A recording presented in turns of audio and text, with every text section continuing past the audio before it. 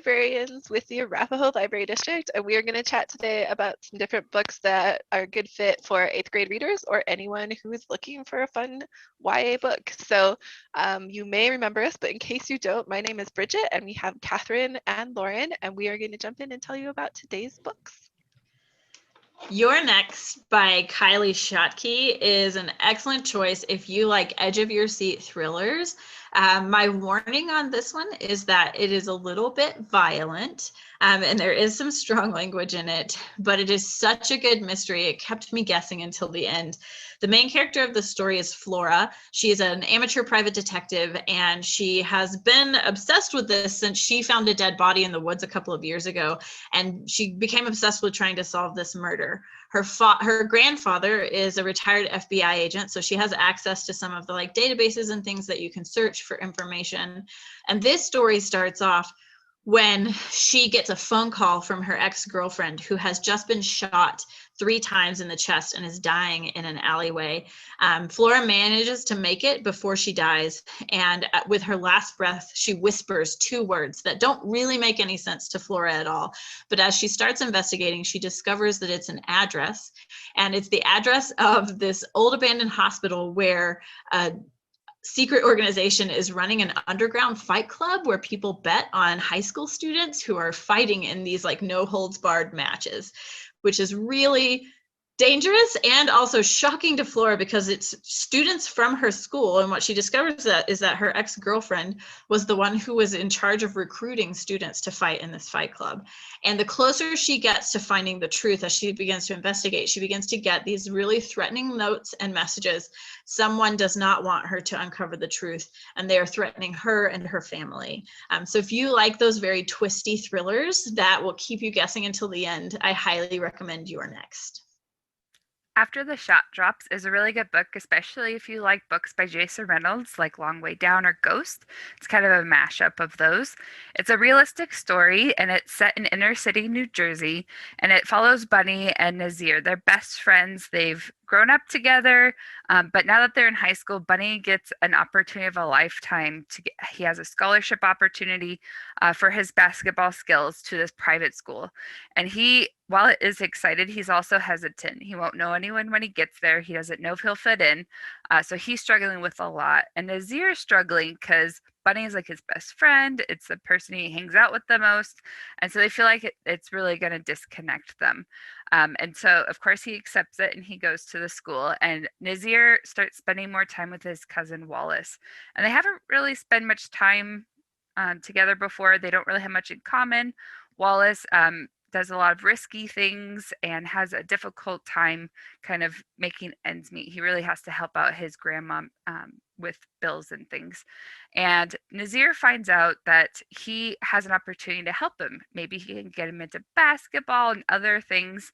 So he starts hanging out with them. But in an attempt to save his grandma and him from being evicted from their apartment, Wallace bets against Bunny in a competition that's coming up for his basketball. And it's a really big opportunity for Bunny because there's going to be scouts there, college scouts. And so he is bringing his best, but Wallace has been against him. And so now Nazir's kind of torn between helping Wallace out. He's finding out might be evicted. That's a big deal.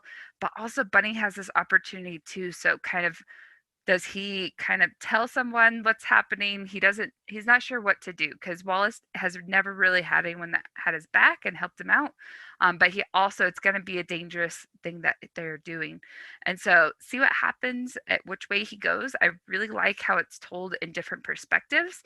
So you get to hear from each side of the story and kind of what is going through their head and kind of a bit more about the situation, which I really liked. It does have a lot of basketball in it, but it's not all about basketball. So if you like basketball or not, this one is a great pick for you. It's definitely about ups and downs that happen in friendship. And so that is After the Shot Drops. The Gilded Ones is one of my favorite fantasies that I've read in a really long time. It's a good choice if you like dystopian or fantasy, I would say. If you've read An Ember in the Ashes and enjoyed that series, this one would be a really good fit. And part of it is because the main character is so awesome. She's amazing. Her name's Decca. And this book is set in this world where at 16, girls are tested for quote unquote purity. You're cut, and depending on what color your blood is, determines if you're pure or not. So red blood means you're pure, gold blood means you're impure. And our main character, her blood runs gold. And you're essentially taken away and given to the government.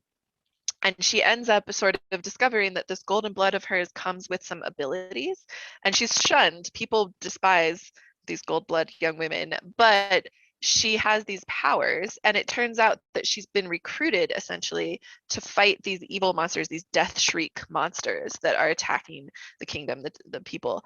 And so this is a story that blends together the sort of adventure along with a mystery, like mystery about what makes someone's blood run gold, mystery about what's going on with the government, why are they like building this army, what's happening, as well as the adventure of training to become a warrior. Very entertaining, really great. My one heads up about this book is that there is depiction of torture at the beginning of the story, and that is something you should maybe know before you pick it up. There's also really fun characters. There's a really cute cat dragon looking character that shows up at one point. This book is really, really fun, and it doesn't leave you on a cliffhanger. So if you are looking for something that will keep you up to finish it, this is a really good book. I picked up Incendiary because I love the cover. I think it's beautiful, and it reads the cover at least tells me that it's probably going to be a fantasy story, which I will enjoy. And I was not disappointed. The main character of the story is Renata. She lives in a kingdom where the Moria, or the magic users, are threatened. Their existence is threatened. The king has decided that they are too dangerous, and so he's essentially made it illegal to exist, and he has been rounding them all up and executing them. And Renata is a Moria, and she is also a member of a rebel spy group called the Whispers, but she is not trusted by the Whispers for two reasons. Most of the people don't trust her because the type of magic that she has is that she can touch people and steal memories from them with a single touch. And she can either take a little bit of your memory, so like your memory of what you had for breakfast, or she can take all of your memory, and you essentially become a hollow shell that walks through life zombie-like. And the scary thing is that because she's stealing memories, she can also steal your memory of her doing it. So you never know if she has done this to you or not. But she also is not trusted because she used to be the spy master for the king, his assistant, and he essentially used her to torture other Moria and get information from them. And so nobody trusts her, and she's very hated. But at the beginning of the story, she and her best friend, who is the leader of the Whispers, are sent on a mission to assassinate the crown prince, which could turn the tide of this war against the Moria. It could be something that's really good for them. But things go wrong, and Renata finds herself in a position that she never expected. I loved the magic and the fantasy in this world. The characters were really great. Renata is this kind of dark, tortured character, both because of her past and her guilt over the things that she has done in her present life. I highly recommend it. It will be the first in of two, so only two in the series. You don't have to wait too long for the next one to come out to get the conclusion, because it does leave you on quite a cliffhanger. A Cuban Girl's Guide to Tea and Tomorrow is a really fun, kind of more lighthearted romance story. And it's about Lila. She lives in Miami, and she has a lot going for her. She's a really good baker. She bakes with her abuela, her grandmother, and her sister, and they own their own shop, and it's pretty well known. It's getting a lot of attention for the flavors that they've mixed. There's a lot of really good Cuban flavors that they're bringing to their pastries, and a lot of history in that as well. But then things start going wrong. She's about to graduate, and her boyfriend, her longtime boyfriend, has broken up with her. Her best friend is changing plans on her all of a sudden. They had plans to go do a certain thing, and now that's being changed. And to make matters worse, her abuela has passed away, and that was like her best friend. And so now she's really struggling. Her parents are noticing how difficult a time she is having, and they've asked a friend in England if she can come stay with her. And Lila doesn't want to go anywhere. She belongs there. She wants to be in the kitchen, but she does end up going. And once she's in England, like I said, she's hesitant, but she finds out that they own this inn and they have a kitchen because obviously they make different meals for the people who stay there. And she finds herself baking in there. And it's really, there's some funny parts because she realizes they cook in Celsius.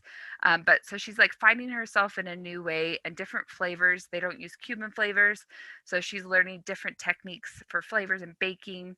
And as she's doing this, there's this guy Orion that comes. He provides the tea of the town, and he's really good at pairing flavors and tea together. And so she's learning more about that, and is very curious how he matches these flavors together.